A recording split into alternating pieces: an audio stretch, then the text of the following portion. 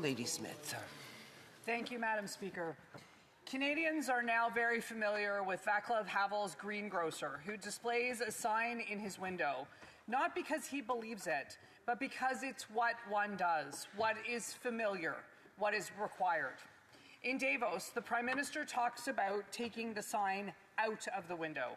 Today, Madam Speaker, I want to talk about how the sign got there in the first place, because Havel's parable was a warning about how democracy and freedom degrade when we create a society where people say what they're supposed to say, regardless of what they believe, about the problems that arise when the only acceptable speech is narrowed to what is written on signs.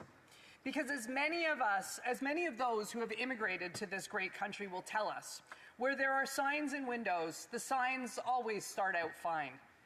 The problem is that there inevitably comes a time when the people in charge change the signs, and by the time they do, it's always too late. There's no more room for dissent, and the people who helped put up the signs find they've become prisoners in the very system that they helped build.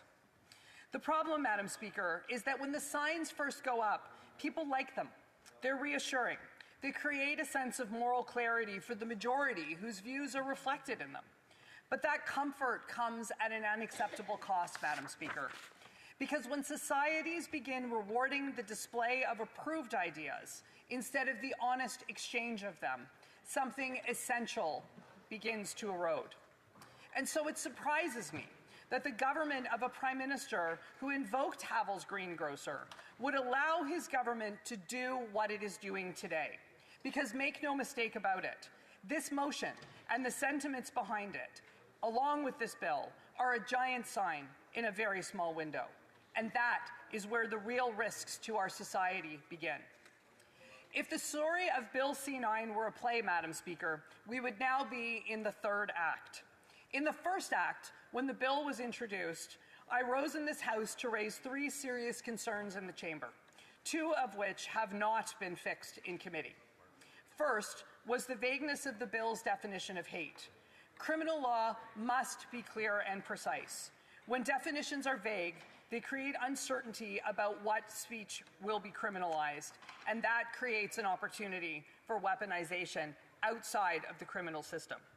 Second is the reality that the laws that we already have in Canada to combat hate and incitement to violence on the basis of hate are not being enforced. Where provincial governments are unwilling or unable to enforce existing words, Madam Speaker, adding more words just isn't going to help. The concerns I expressed were not conservative, Madam Speaker. They are shared by a remarkably broad coalition of Canadians. Religious organizations and civil liberties groups from across the political spectrum have raised similar alarms.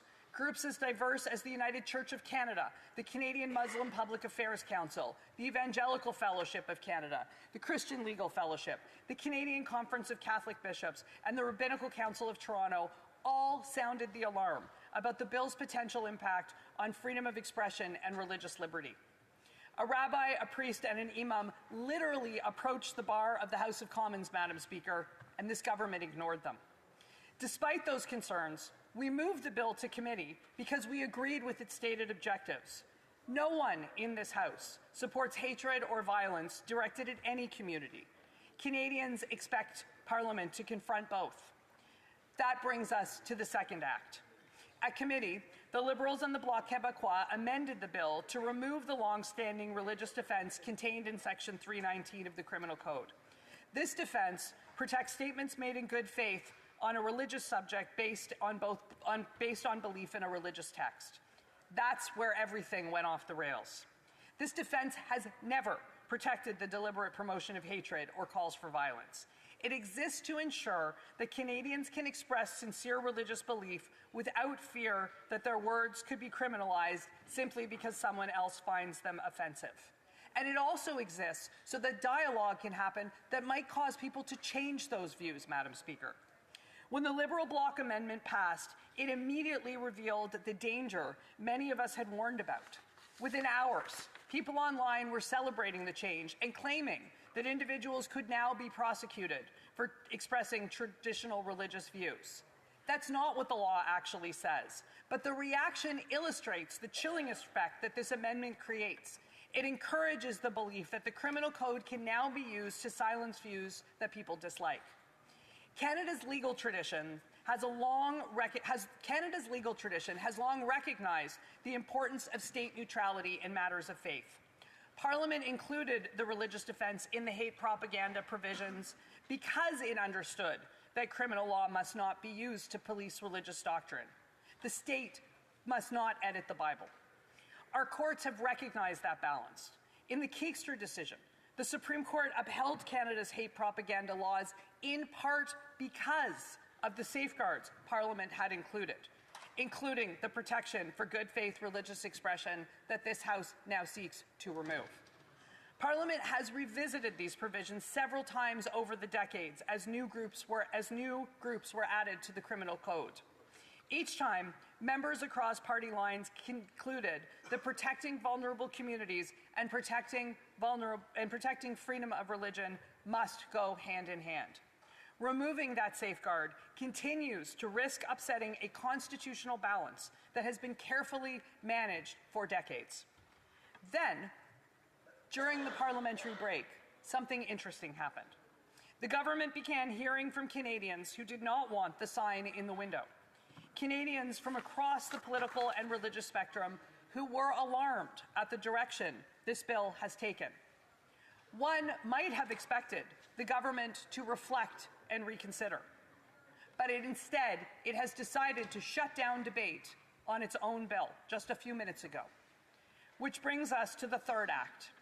We are now debating Bill C-9 under time constraints because the government is determined to pass it quickly, even if that means passing it in a way that restricts our ability to continue to have dialogue about these topics in society. The irony is difficult to miss, Madam Speaker. When government seeks to expand the power of the state to regulate expression while restricting debate about those powers, Parliament should pause. Because the danger is not only that the law might punish the wrong people, the deeper danger is that it changes how people may speak to each other in the first place. Canada can and must confront hatred, but criminal law must be precise, restrained, and grounded in constitutional principles. I return to the very arguments I stood and made in this House in September when we were in the first act of the discussion on this bill. If we are serious about addressing hatred, I remain convinced and reiterate that the first step is to work with the provinces and municipalities to enforce the laws that we already have. The criminal code already prohibits the willful promotion of hatred and the incitement of violence. Those provisions should be applied consistently and effectively. If real gaps exist, Parliament can address them. But any changes must be carefully drafted and respectful of the charter rights that define our country. What we should not do, Madam Speaker, is to expand vague criminal provisions, remove long-standing safeguards for religious expression, and then rush the legislation through Parliament by shutting down debate. That approach does not strengthen public confidence in the law. It weakens it for those who feel threatened. A free society should never push its citizens toward the greengrocer's window, Madam Speaker, where the safest choice is to display the approved message and keep one's real beliefs to oneself. And Parliament should never pass a law that risks creating that pressure in the first place. Thank you, Madam Speaker. Questions and comments. The Honourable Parliamentary Secretary to the Government House Leader. So thank you, Madam Speaker. Less than a year ago, Canadians elected a new Prime Minister. A part of that election platform said that we would deal with the issue of hate. That's very real and tangible. We bring in legislation months ago, and the Conservatives have made the decision that they don't want to see the hate legislation. The Conservative Party does not make up a majority of the members of Parliament. The Conservative Party's intention is to never, ever let the legislation pass, even though it was a campaign commitment. Another opposition party has decided it's time that we allow this legislation to pass. So we have a majority of members of parliament saying it's time. How is that anti-democratic when the only party that's being anti-democratic on this issue is the Conservative Party? Because they refuse to accept the legislation in terms of allowing it to go through the process when a majority of the MPs want to see it go through the process. The honourable member for Nanaimo, Lady Smith.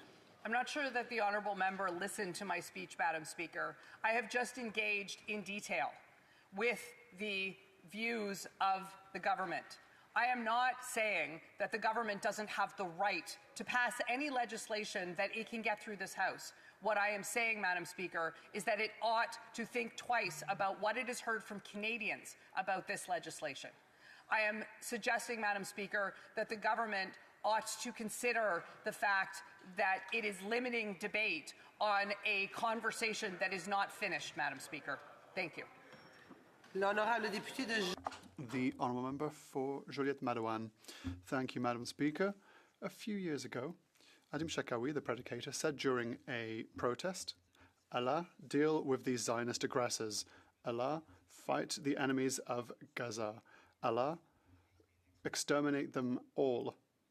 Save none.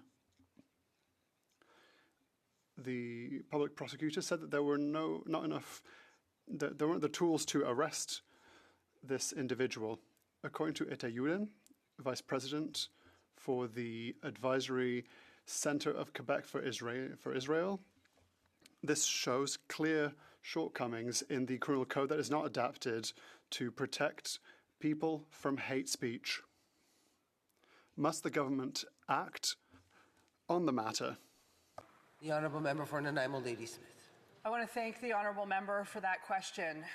The position that law enforcement officer after criminal lawyer has taken is that the existing provisions of the criminal code are sufficient to deal with that situation, Madam Speaker. And this government has not put forward any argument that suggests that the changes that are being made in this bill will result in that arrest. In fact, I would be willing to go so far to predict right now that the day after Bill C-9 is passed, that no one is arrested who cannot be arrested today. Thank you.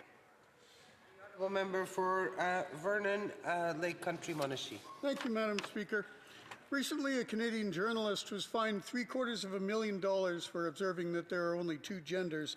And the reason I mention this is because it's an example of how well-meant but subjective ideas can slide sideways into something that is completely against free speech.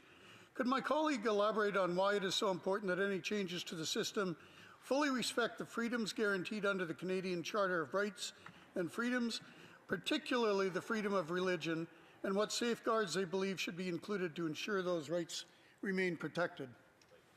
For Nanaimo, Lady Smith.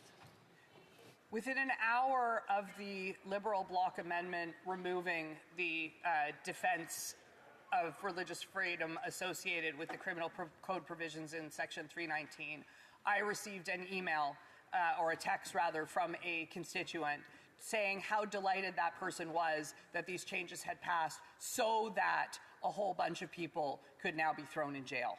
I don't for one second, and I made this comment in committee, I don't for one second think that enforcement is going to change as a result of this bill being passed. But I do think that there is going to be a whole bunch of words thrown around, a whole bunch of allegations made, and it is going to take us years to sort out the legal mess that results from people's opinions about the consequences of changing these provisions of the code. Resuming debate. Reprise du